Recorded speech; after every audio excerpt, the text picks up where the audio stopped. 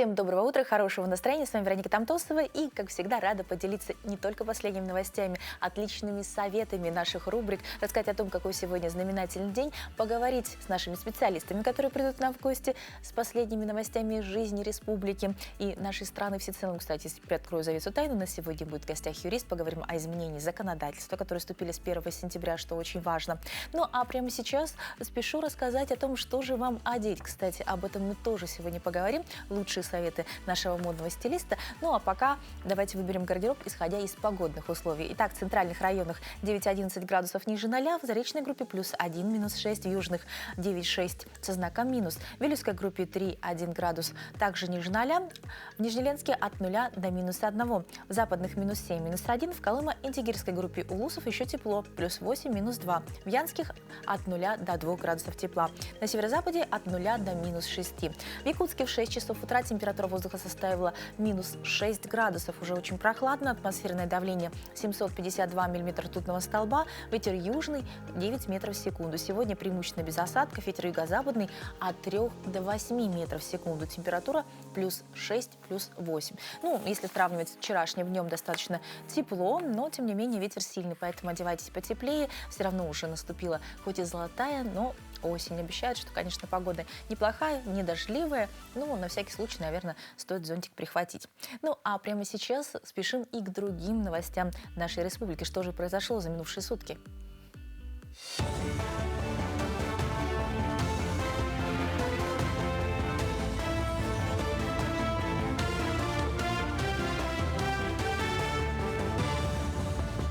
Доброе утро, Якутия! Расскажем о самых заметных событиях к этому часу.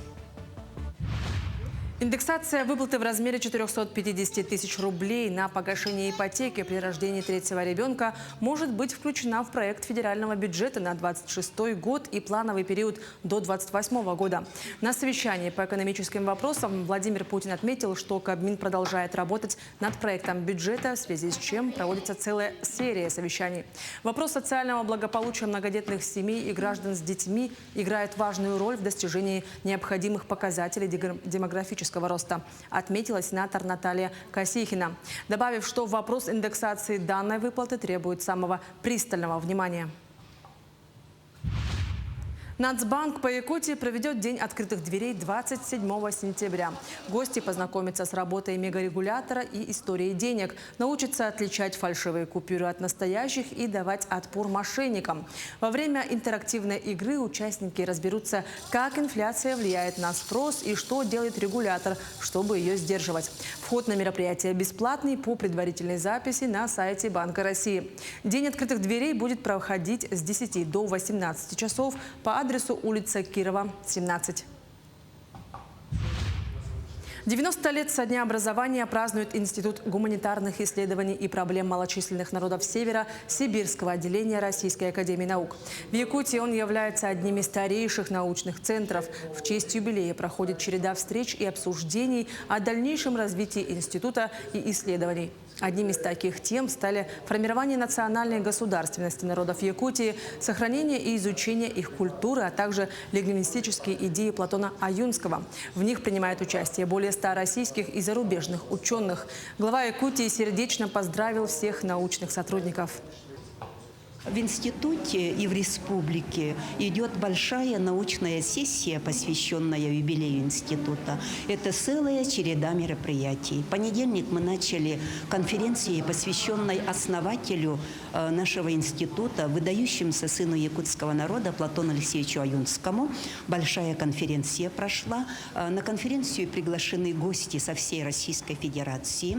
Вчера состоялось 3 больших круглых научных стола, посвященных академическим проблемам, где мы обсудили историю наших достижений и наметили дальнейшие перспективы наших исследований. В Якутске стартовал региональный слет всероссийского проекта «Хранители истории». В нем принимает участие более 20 команд со всей республики, чтобы побороться за право представлять Якутию на всероссийском этапе слета. Ребята подготовили видеоролики об их исторической работе, а также приняли участие в интеллектуальной викторине. Помимо этого, участники проекта представили свои находки, экспонаты на выставке от древних окаменелостей и костей до трофеев Великой Отечественной войны. В рамках слета пройдет посвящение новых ребят в хранителей истории. Якутский мюзикл в лонг-листе «Золотой маски». Театр эстрады стал соискателем самой престижной театральной премии страны с мюзиклом «Багровое солнце». Спектакль вдохновлен культурой народа Саха. Все артисты живым вокалом поют рок, поп и лирику. Музыка оригинальная. В качестве композитора выступила певица Варя Максима. Вчера эксперты «Золотой маски» очно побывали на мюзикле в театре эстрады. Войдет ли «Багровое солнце» в шорт-лист премии, узнаем в январе следующего года. В целом, сам по себе спектакль, как мне кажется, был выбран экспертным советом, и он прошел вот соискатели именно потому, что здесь отражается культура республики, здесь сохраняется история, это сюжет, который связан с язычеством республики Саха, это мюзикл, который идет на национальном языке и который отражает, и который связан с традициями вашего народа. Но мы еще делимся одной хорошей новостью. Стартовал прием заявок на всероссийский конкурс «Среда возможностей». Программа поддерживает организации, которые помогают раскрывать таланты детей и подростков в небольших городах и селах. Участвовать могут библиотеки, музеи, дома культуры и центры дополнительного образования из населенных пунктов численностью до 70 тысяч жителей. Заявки принимаются до 30 октября. Победители получат грант до 1 миллиона рублей, а также обучение и методическую поддержку. Более подробную информацию можно узнать в госпаблике Министерства труда и социального развития Республики Саха-Якутия. Ну, вообще, сегодня 18 сентября. Вот это к тому, что нужно успевать, если вы планируете какие-то заявки. Но самое главное, что 18 сентября богато на события, изменившие мир. В 1793 году Джордж Вашингтон заложил первый камень в основании Капитолия, символа американской демократии. В 1851 году вышел первый номер «Нью-Йорк Таймс», который сегодня стал одним из самых влиятельных изданий мира. А в 1934 году СССР вступили в Лигу наций, шаг, который предопределил послевоенное мироустройство. Вот так все удивительно интересно, но подробнее в нашей постоянной рубрике.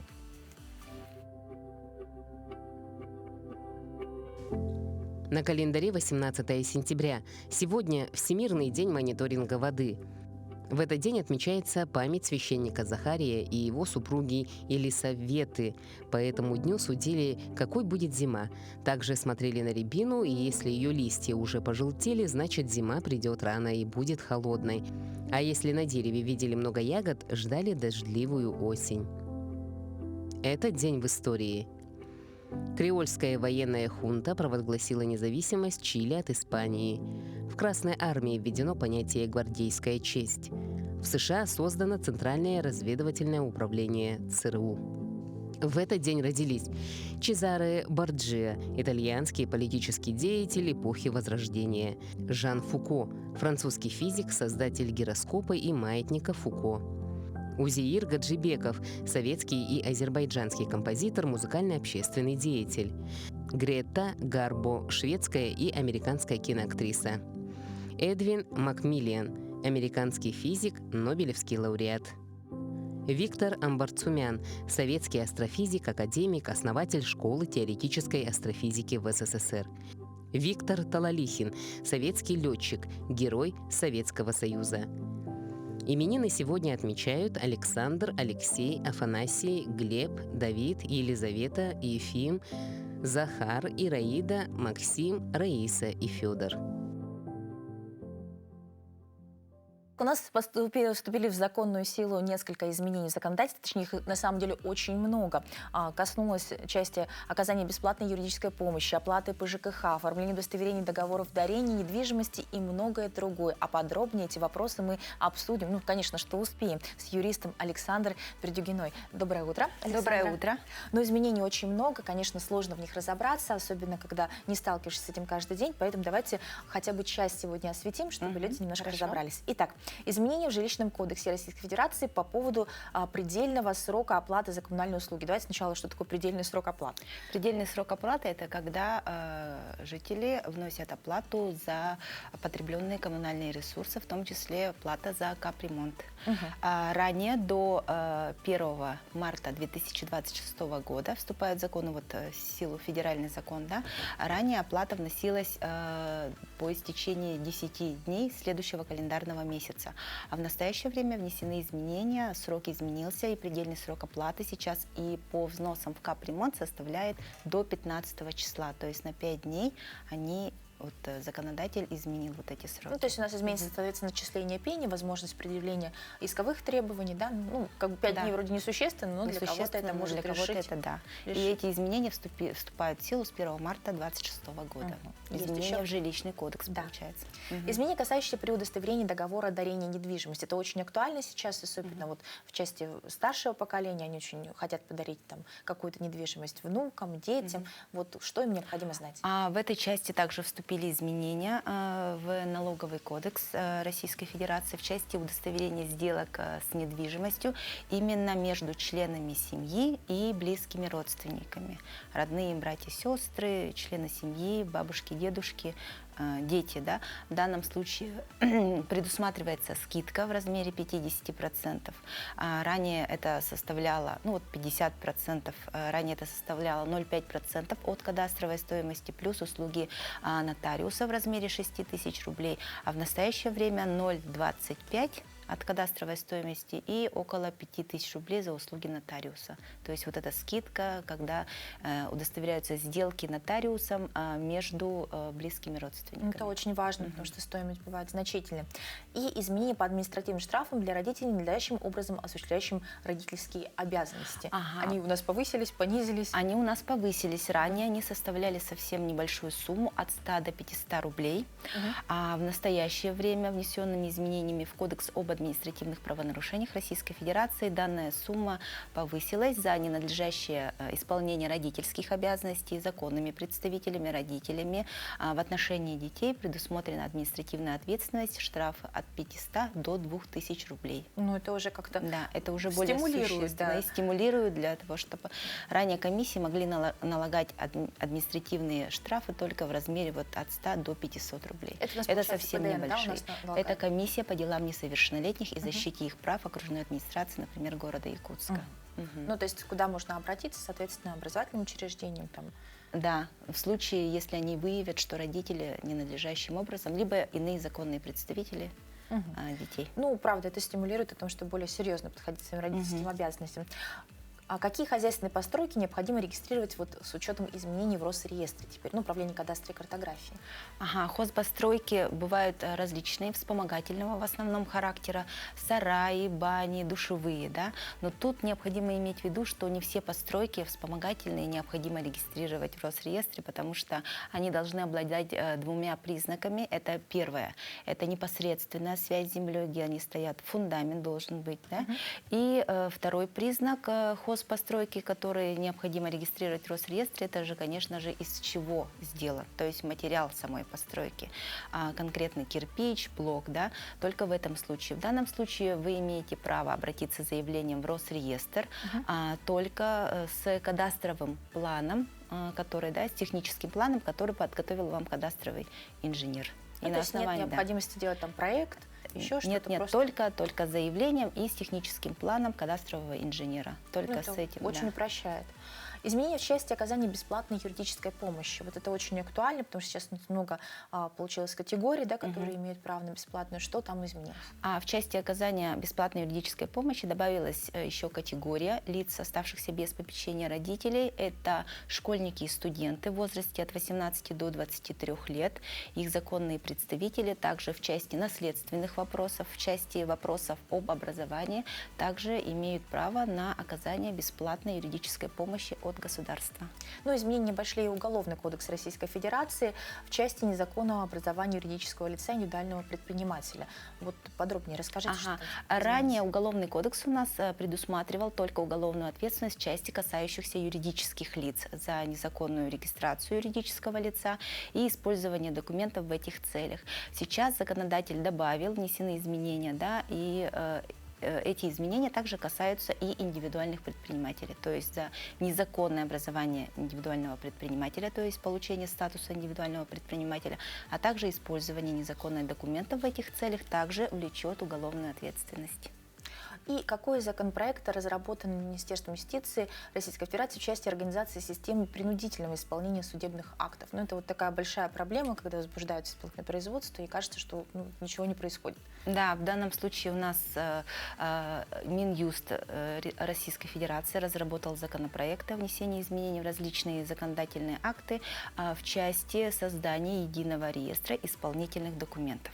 То есть в этом реестре исполнительных документов взыскатели, должники и приставы будут пользоваться через систему «Портал единый госуслуг», и предъявляться данные документы будут в электронном виде с усиленной квалифицированной подписью. И такое взаимодействие облегчит и прозрачность, допустим, той системы предъявления. Все это будет не в бумажном виде, а в электронном виде через портал госуслуг. Ну, то есть это облегчит работу, получается. Облегчит работу и приставам. судебных приставов, потому что бумажной волокиты в данной части не будет. Все будет прозрачно и в электронном виде. Какие рекомендации вы бы дали нашим телезрителям в части того, как не запутаться в законодательстве? То есть законодательство меняется год от года. Да. Вот как поступать в случае, когда что-то нужно узнать срочно, какими источниками воспользоваться?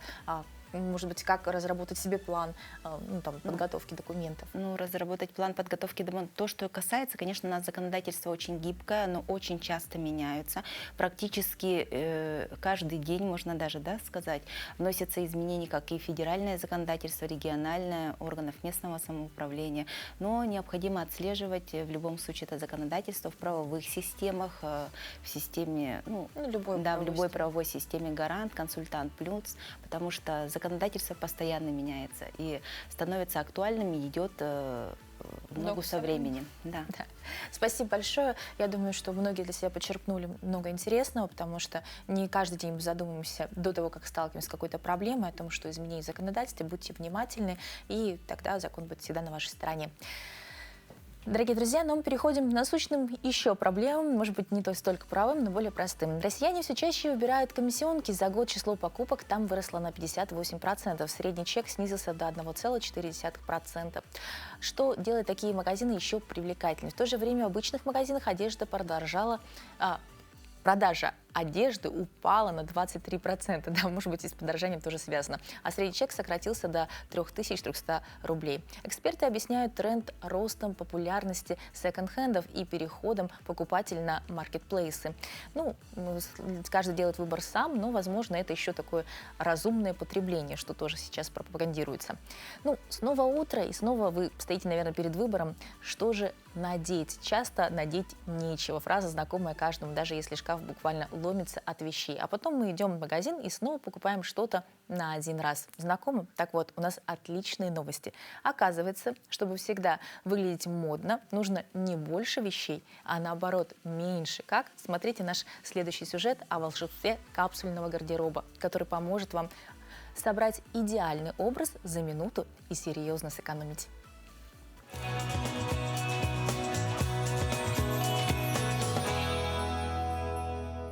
Доброе утро, дорогие друзья! Меня зовут Дарья Габушева, и сегодня мы с вами продолжаем стоять на стороне моды и стиля. И сегодня поговорим про стиль минимализм, потому что именно этот стиль очень часто помогает нам классно сэкономить, потому что именно капсульный гардероб, минимум деталей – это то, что является основой данного стиля. В минимализме нельзя обойтись без идеальной формы и, конечно, натуральных тканей. Здесь у нас белая рубашка, хлопковая. Такие рубашки прекрасно сочетаются с разными вариантами одежды, как синие джинсы, объемные юбки, все возможные брюки, костюмы. И в такой рубашке можно отправиться как летом на пляж в сочетании с воздушными какими-то материалами и точно так же отправиться в ней на работу в офис. Есть ошибочное мнение, что минимализм – это про аскетизм и некоторую внутреннюю скупость, а я, например, так не считаю. Я уверена, что минимализм может быть классным и красивым. Основа минимализма именно в том, чтобы подобрать одежду хорошего качества, которая идеально сидит по фигуре, и, безусловно, это те самые вещи, которые идеально сочетаются друг с другом. Также сторонники минимализма стараются подбирать одежду костюмами, чтобы легко и быстро делать образы. Потом данные вещи можно, скажем так, разоединить, в разные образы интегрировать. Здесь у нас вот такой вот топ из льна, очень красивый, простой по своему крою и фасону, что тоже является основой стиля. И такие вот синие брюки, кстати говоря, о цветах для данного стиля. Лучше всего выбирать спокойные оттенки, которые идеально сочетаются с другими. Например, цвета хроматы, такие как серый, черный, белый. И дополнять их уже, например, синим, возможно, изумрудно-зеленым и бежевыми кремовыми оттенками. Все остальное, скорее всего, придется воздержаться, но зато как удобно при сочетании образов. Минимализм – это не так просто, как кажется на первый взгляд. Минимализм – это всегда про очень качественные материалы и идеальный крой. Здесь у нас идеальное платье-рубашка, которое можно использовать и как плащ, и как пальто, и использовать, например, как самостоятельный предмет гардероба, дополняя на талии, возможно, ремень, расстегивая верхние пуговицы, например, сочетая с белым топом, да, или с цветными оттенками, в случае, если вам хочется добавить акцента. Ну и, конечно, в минимализме очень важно качество обуви, сумок и других аксессуаров, которые вы внедряете в данный образ. В минимализме можно разгуляться, потому что есть огромное количество интересных фасонов без лишних деталей. Плюс их, опять же, как я говорила, очень легко сочетать с разными вариантами. А данный костюм, мне кажется, идеальный для сочетания с белым топом, белой футболкой. Такой образ идеально подойдет для носки и в офис. Также вы сможете комфортно в нем себя чувствовать, например, на вечеринке, в случае, если подберете иные аксессуары.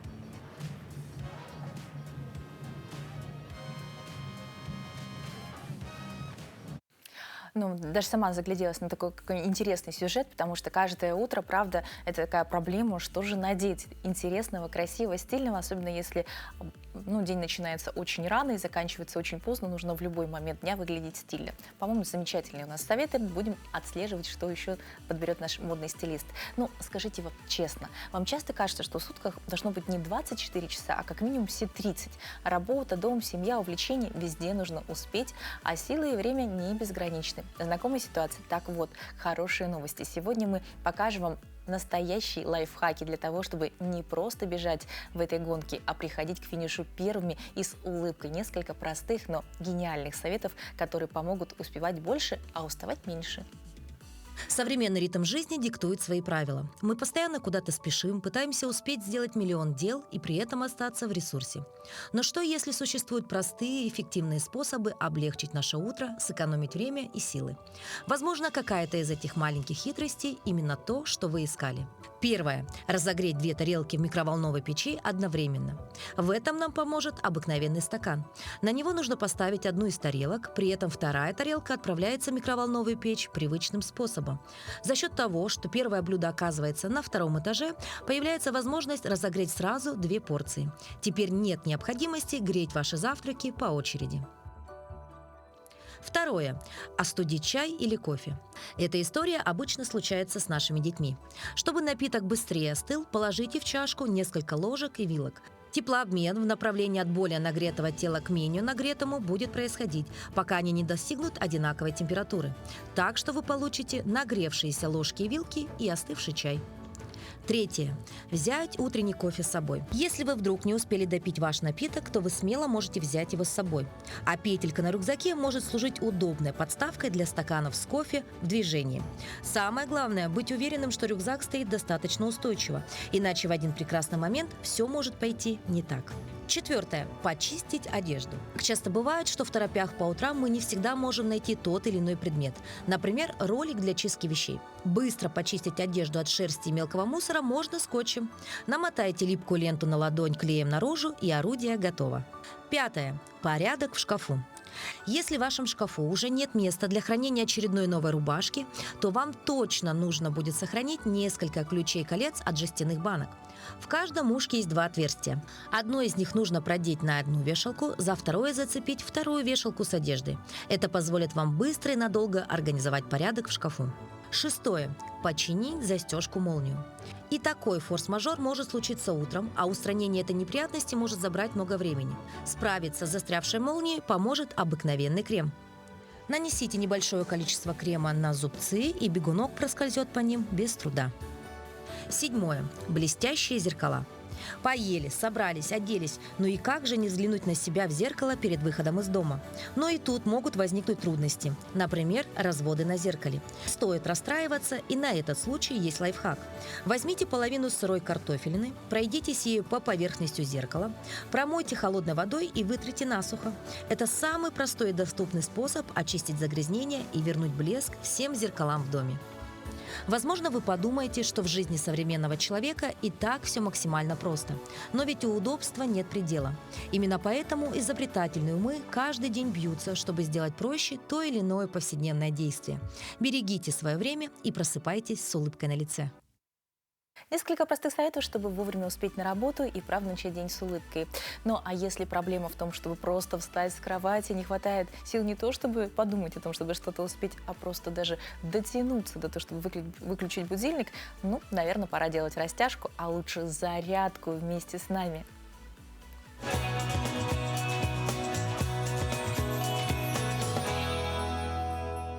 Доброе утро, наши дорогие! Ну что ж, продолжаем наш мини-фитнес-марафон. Поехали, девочки! Шаг, шаг, шаг, шаг. Еще. Разогрев. Выдох, выдох, выдох, выдох. С носочка. Мягкое колено. Плечо раскрыто. Дышим, дышим. Еще. 3, 2, 1. И вдох, выдох. Поехали. Вдох и выдох. Еще. Вдох и выдох. Крайний. Вдох, выдох. Переходим к нашей основной тренировке. На коврике. Уходим на колено. С прямых рук работаем. У нас будет мах бедра в сторону. 20. Поехали.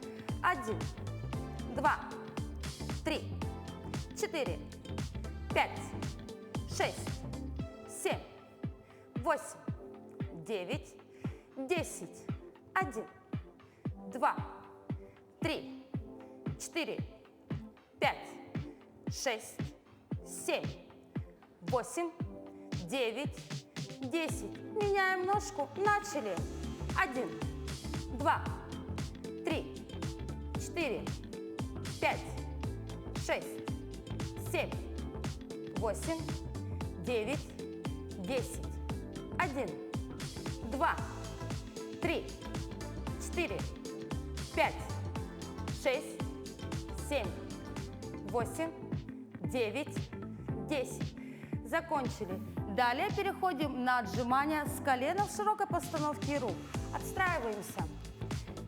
Корпус в положении планка, таз не проваливаем и не задираем домик. 3, 2, начали. 1, 2, 3, 4, 5, 6, 7, 8, 9, 10. Еще. 1, 2, 3, 4, 5, 6, 7, 8, 9, 10. Хорошо. Слегка потянулись назад, ягодицу увели на пяточку. 3, 2, 1. Растем. И переходим на проработку мышц брюшного пресса с акцентом на талию. Садимся. Будем работать с вами в скручивании. Оторвали ножки от коврика, ручки в замок. Скручиваемся, локоть заводим за спинку. 1, 2, 3, 4, 5, 6, 7, 8, 9, 10, 1, 2, 3, 4, 5, 6, 7, 8, 9, 10. Хорошо. Обхватили себя за колено, оттянули спинку назад. Прожмите плечо вниз, разведите лопатки в стороны, дышим. 3, 2, 1. Прижали животик к бедру. Занимайтесь спортом, занимайтесь с нами по утрам, и вы будете заряжаться бодростью на целый день. До новых встреч! Да, отличные пожелания от нашего тренера, правда, хорошего настроения, бодрости на целый день. Но я думаю, если вы даже часть зарядки повторили, это вам гарантировано. Ну, а чтобы настроение было особенно хорошим, конечно, поговорим о братьях наших меньших. Итак, в начале сентября филиал Московского зоопарка «Зоосад» в отчине Деда Мороза в Великом Устюге прибыл новый обитатель. Здесь поселился ослик Жорик, судьба которого связана с неспростым испытанием. Жорик долгое время жил вместе с гвардейским полком в зоне боевых действий. Он стал для военнослужащих настоящим помощником и другом, участвовал в хозяйственных работах и помогал носить снаряды. Когда пришло время передислоцироваться, в подразделение встал вопрос, куда определить ослика. Московский зоопарк отреагировал незамедлительно. Оперативно был составлен план перевозки. Специалисты подготовили комфортный транспорт с сеном, чтобы дорога прошла спокойно. Уже 4 сентября Жорик прибыл в Великий Устюг. Перевозка прошла без сложностей. На новом месте его встретили ветеринарные врачи Московского зоопарка. Они провели первичный осмотр. На данный момент состояние Жорика оценивается как удовлетворительно. Сейчас он находится на карантине, как и все новые животные, поступающие в зоопарк. В ближайшее время его ждут плановые обследования и комплекс необходимых ветеринарных процедур. Это особенно важно, ведь Жорику пришлось жить в условиях далеких от идеальных для животного. Несмотря на непростое прошлое, Жорик быстро осваивается в новых условиях. Он уже начал привыкать к зоологам и спокойно реагирует на новое окружение. Появление Жорика – это не только радостное событие для сотрудников зоопарка, но и важный пример ответственного отношения к животным. Теперь у ослика впереди спокойная жизнь, полная заботы специалистов и внимания гостей Московского зоопарка. Так что, если будет возможность, обязательно его навестите. Ну, а в мире не так много мест, где можно воочию увидеть исполинов ледникового периода, мощь которых стала легендой. Речь о бизонах, последних представителях настоящих диких быков Европы. И сегодня у зрителей есть уникальная возможность наблюдать за их жизнью, не выходя из дома, благодаря путешествиям Руслана Очирова. Доброе утро, друзья! Вам большой привет с реки Синяя. Да, вы можете спросить, а где же синские знаменитые столбы, где поющие скалы? Дело в том, что с этого места вниз по течению до начала вообще скал 120 километров. И я нахожусь в среднем течении реки Синяя. Здесь с этого года вводится в эксплуатацию пункт наблюдения и охраны редких видов животных.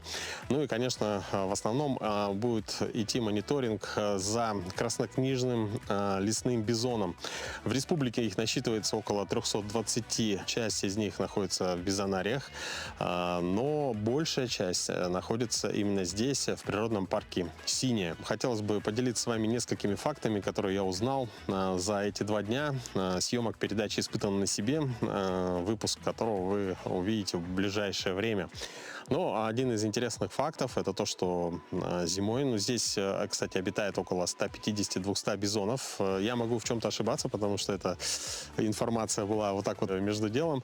Но летом, весной и осенью бизоны на свободном выгуле, то есть они входят свободно по территории парка, но когда наступает зима, они подходят ближе к питомнику, который находится в 23 километрах отсюда, и там их сотрудники уже подкармливают. И вот представьте, где-то 150, там почти 200 бизонов питаются. И в самый холодный день, допустим, минус 50-55 градусов, они могут съесть в один день до 4 тонн сена.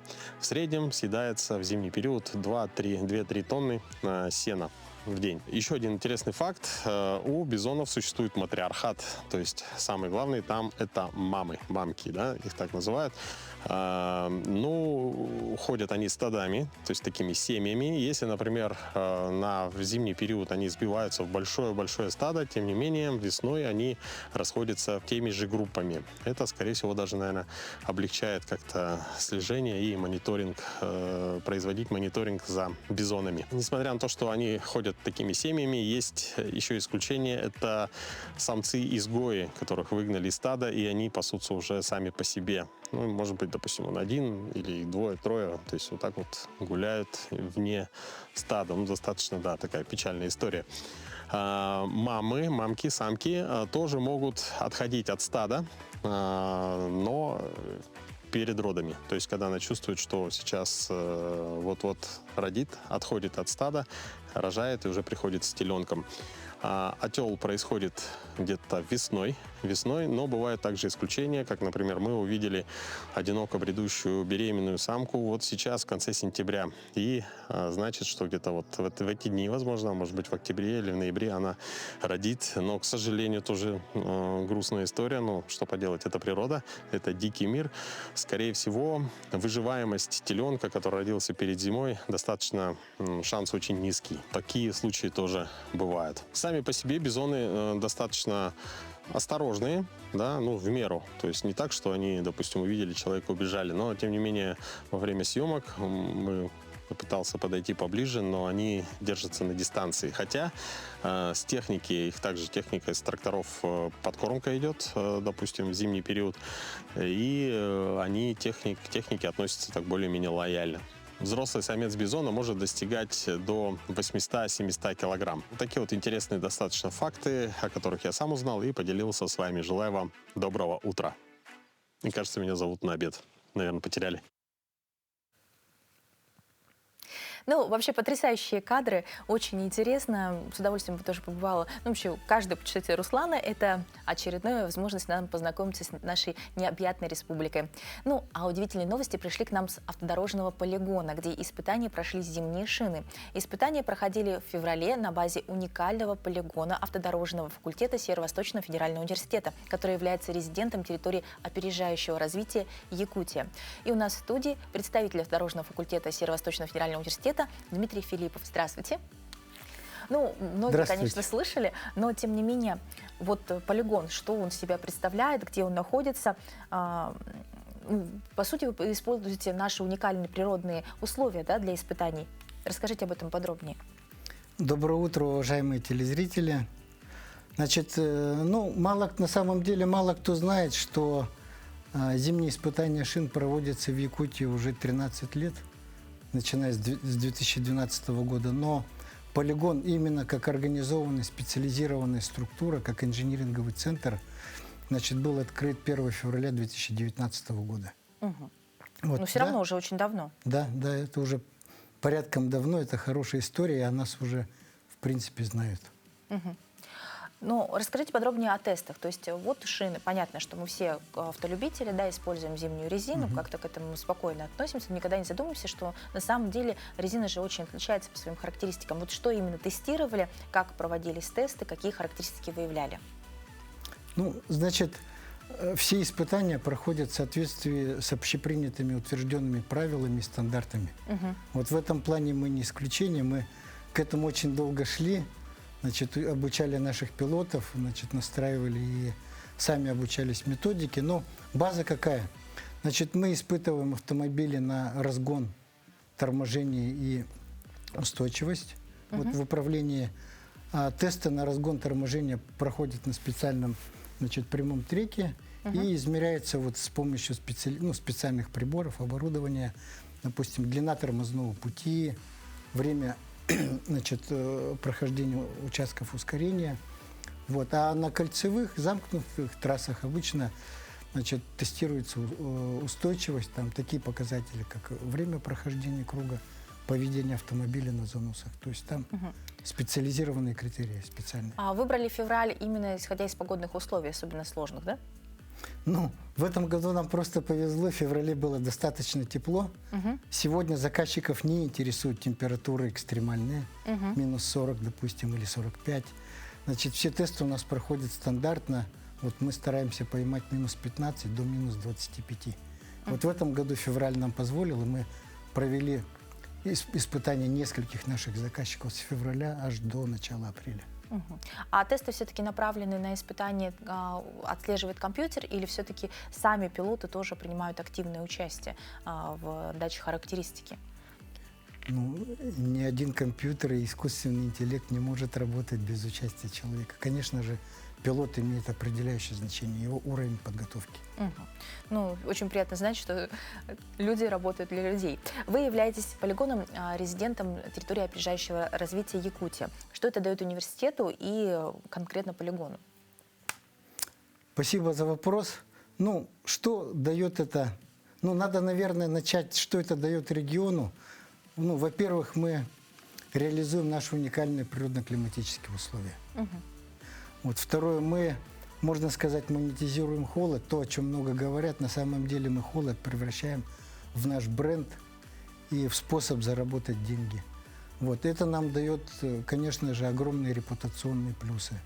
Вот это реклама региона и Якутии, и реклама университета. Ну а нам удовольствие от работы, ну и какие-то дополнительные небюджетные доходы в такое сложное время.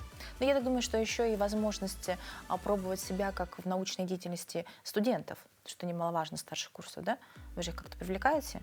Обязательно. У нас, значит, во время испытаний привлекается очень серьезная команда, вот, от техников до пилотов, это уже, скажем так, высший пилотаж компетенций. Вот, и у нас студенты работают на всех позициях, от, допустим, управления техникой, тракторами, спецтехникой, заканчивая шиномонтажом и сопровождением вот, испытаний в потоках. Ну, то есть такая уникальная возможность прикоснуться к науке и попробовать свои силы. Да, попрактиковаться и получить знания вот, непосредственно вот, от производителей. Ну а кто является заказчиком испытаний на полигоне? Ну, у нас, значит, ну, начну с того, что если раньше наш полигон специализировался на испытаниях только лишь автомобильных шин, вот, и мы начинали сотрудничество с нашим легендарным партнером, вот, который, в принципе, нас всему обучил и оставил эту базу. Это японская корпорация Bridgestone. Вот, то сегодня у нас такие испытываются бренды, как Кардиант, это крупнейший отечественный производитель. Вот, Pirelli — это два отечественных шинных завода, они остались, они работают вот, под маркой этого бренда. Вот, ну и вот кроме автомобильных шин мы сейчас испытываем автомобили. Вот, есть даже уже на этот год уже есть запросы, различные строительные материалы, кстати, об этом мало кто знает, и строительные конструкции, технологии. Ну, то есть это уже достаточно серьезно, потому что да, это же безопасность. Да, это универсальный испытательный центр. Ну и, конечно, нельзя не поговорить о несколько лет назад в средствах массовой информации широко освещался научный эксперимент «Дом под куполом». Какова его судьба сейчас и какие были результаты окончательные? Ну, значит, очень много вопросов поступает на эту тему. Многие, кто проезжает в сторону Конгала, смотрят, в каком состоянии он сейчас находится. Мы не будем этого скрывать. Но эксперимент у нас был успешно проведен и завершен в 2021 году. Он был рассчитан на 2 года. Мы доказали, что дом вот в таком исполнении, вот с такой купольной конструкцией, не растепляет мерзлоту. Значит, достигается очень большой комфорт для проживающих. Значит, там еще есть ряд технических параметров. Кстати, одним из результатов стало то, что вот тот материал купольной конструкции, которым был накрыт купол, и который у нас по России повсеместно используется и на том же самом Манжерке Сбербанковском, на Горном Алтае, в Новосибирской области, в Кемерово, ну везде, в сибирских регионах. Этот материал якутские морозы не выдерживают. Вот это тоже был даже один из результатов. Ну, это серьезный результат, потому что это ведет к тому, что мы исключаем этот риск при строительстве в Якутии. Да. Ну, а насколько вообще возможно популяризировать такой вариант проживания, ну, хотя бы в отдаленных районах, и разработать материал, который выдержит якутские морозы? Потенциал очень большой. Мероприятие это очень затратное. Здесь надо, чтобы у нас, скажем так, была некая воля заказчиков и индустриальных партнеров, которые пошли бы на это. Но скажу, что когда вот на самом пике эксперимента, когда он получил массовую широкую огласку в СМИ, в медиа, у нас был даже запрос от компании «Газпром» с Ямала на предмет проведения эксперимента там и строительства вот такой купольной конструкции над их вахтовым поселком. Ну, это потрясающе. Будем надеяться, что мы все-таки получим какой-нибудь уникальный заказ и понаблюдаем еще, правда, на таких куполах над целым вахтовым поселком тоже. Это уже на грани где-то фантастических фильмов. Будем верить в лучшее. Мы же работаем для людей, для того, чтобы им было комфортно жить и трудиться на севере. Мы учим студентов, новое поколение, поэтому...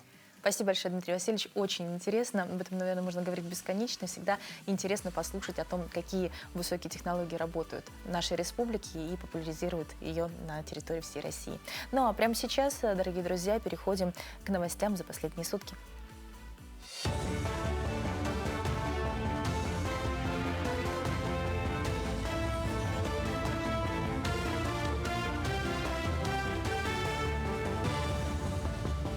А мы продолжаем говорить о самых заметных событиях этого утра. Срок ввода Ленского моста в эксплуатацию остается неизменным. Все работы выполняются в соответствии с утвержденным графиком на площадках строительства. Задействовано 240 человек и 70 единиц техники. На левом берегу завершено бетонирование растверка первой опоры. На текущий момент ведется его армирование и бетонирование. Две следующие опоры, номер 5 и 6, также успешно прошли испытания нагрузкой. Продолжается укрупнительная сборка элементов самого крупного кофердрама для опоры номер 9. Работа завершена более чем на 70%. На пленарном заседании депутаты Госдумы рассмотрели законопроект, предоставляющий вернувшимся в СВО право на больничный до выхода на работу. В настоящий момент участники спецоперации при увольнении со службы не имеют права открывать оплачиваемые больничные до официального выхода на гражданскую работу. Законопроект эту ситуацию меняет. Пособие гражданину будет выплачиваться из средств Социального фонда России, а отсчет трехмесячного срока во время болезни приостановят. Получается, у человека будет больше времени, чтобы как следует пролечиться и вернуться на работу. Неделя безопасности пациентов стартовала в медицинском центре республики. Мероприятие приурочено ко Всемирному дню безопасности пациентов и направлено на внедрение системы менеджмента качества медицинских организаций. В течение недели главные врачи и их заместители станут участниками секций, круглого стола и мастер-классов. На первой конференции обсуждали риски при оказании медицинской помощи и вопросы безопасности новорожденных.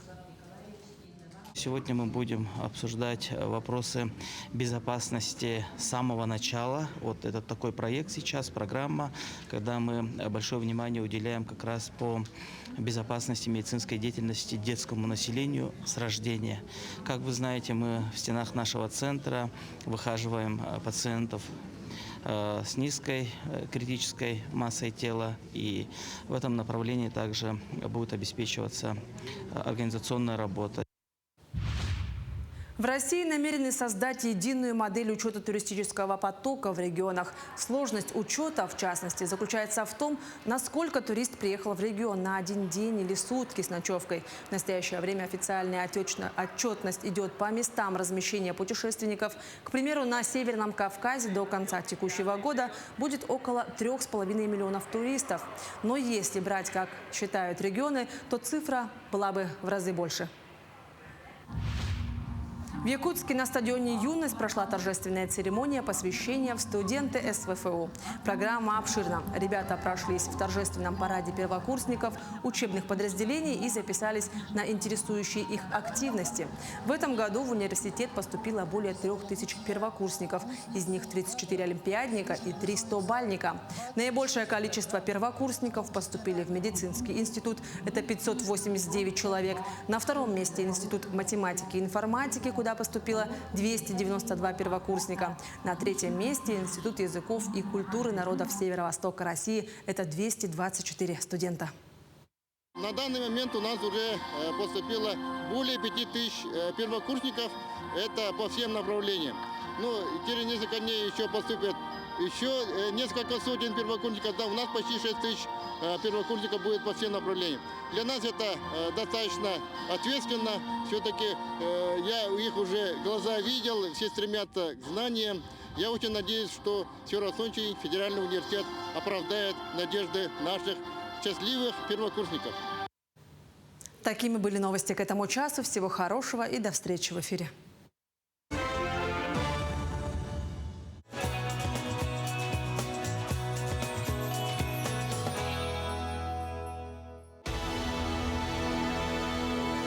Смотрите в кинотеатре «Центральный» с этого четверга. Аниме «Истребитель демонов. Бесконечная крепость». В центре истории Танзира Камада, потерявший семью от рук демонов.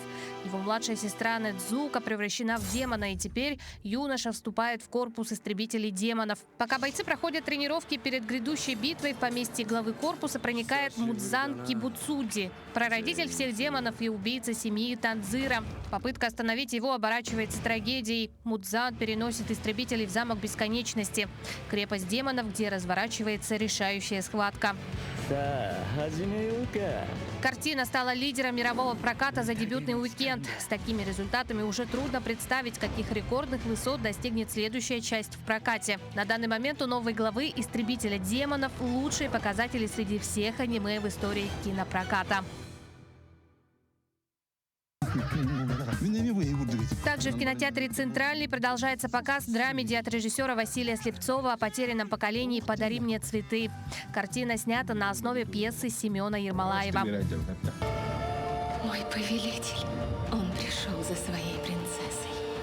Экранизация фильма «Дракула» от Люка Бессона. Критики хвалят актерскую игру, визуал и общую эпичность постановки, назвав картину атмосферной мелодрамой. Фильм стал третьим по сборам во Франции за 2025 год. Новый блокбастер Люка Бессона. 400 лет я ждал ее возвращения. Намечается дельце прямо в поезде. Семейный мультфильм про приключения хвостатых героев «Зверопоезд». Да брось, хватит так париться. В Пенсильванию явился дьявол. Финальная часть хоррор-саги «Заклятие 4. Последний обряд». Картина, завершающая знаменитую историю пары паранормальных исследователей Лоррейн и Эда Уорренов. Франшиза, вдохновленная архивами знаменитых паранормальных исследователей. На чердаке кто-то есть. Эд, здесь живет зло. Мы желаем вам отличного настроения и приятного просмотра. Выходит, все эти годы он преследовал нас. Как всегда, кратко рассказали о том, что можно увидеть в кинотеатрах, но прямо сейчас, почти загадка. Они принимают решения, которые останутся с вами навсегда. Их инструменты, иглы и краски, и холст человеческой кожи. Кто они? Ну, конечно, тату-мастеры, вы сразу догадались. О этой профессии расскажем прямо сейчас.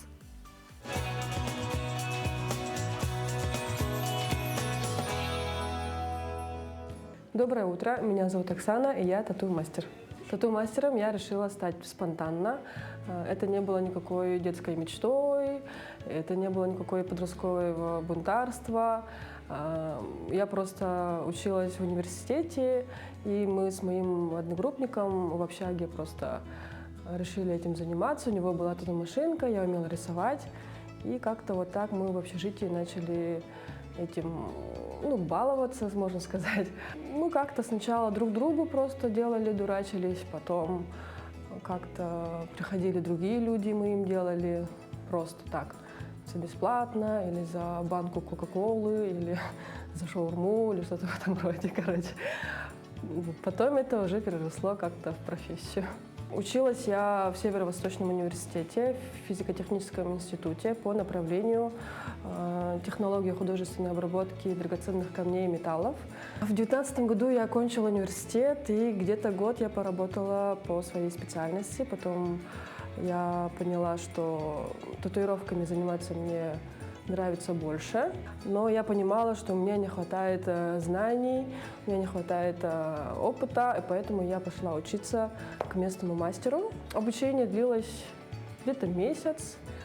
Меня сразу посадили клиентам, и я уже сразу начала делать татуировки. Я люблю свою работу за то, что у меня есть возможность воплощать какие-то творческие идеи, собственные, либо идеи других людей. Некоторые люди мечтают о татуировках годами, месяцами, даже десятилетиями. Они не понимают, что они хотят, но они говорят мне идею, я и воплощаю это в эскизы, в наброски. И мне нравится видеть счастливые глаза людей, когда они видят итоговую работу, плюс когда они еще приводят своих детей, своих мужей, своих родственников. Это можно считать высшая степень доверия ко мне как мастеру. Это очень ценно. Сложности, конечно, как в любой профессии, они есть. Первое время, конечно, это очень сложно, это очень ответственно. Боишься испортить кожу людям, потому что им всю жизнь с этим ходить все-таки. Нужно много практиковаться. Базовые художественные навыки нужны. Нужно уметь рисовать, хотя бы какие-то базовые штучки. Чуть-чуть анатомию нужно знать, чуть-чуть биологии нужно знать.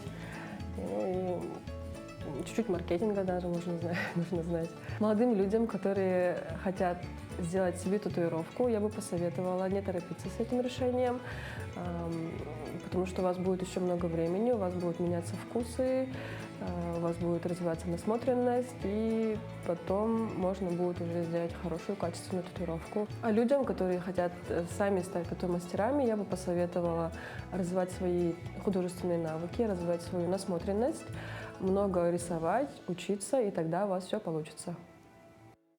Освоить, я уверена, можно любую профессию, которую вы способны полюбить. Вот если вам приглянулось, особенно молодое поколение, работать тату-мастера, почему бы и нет, нужно развивать свой талант. Но прямо сейчас хочется напомнить, что день сегодня прекрасный, осенний, обещают солнышком, но одеваться стоит потеплее. Ну, в частности, в столице сегодня -6, атмосферное давление 752 мм ртутного столба, ветер южный 9 метров в секунду. Ну а днем преимущественно обещают погоду без осадков, ветер с юго-западный 3,8 метров в секунду, температура +6, +8. Так что одевайтесь немножко потеплее, ветер все равно достаточно сильный. Ну а всем еще раз хорошего дня, прекрасного утреннего настроения. Увидимся завтра.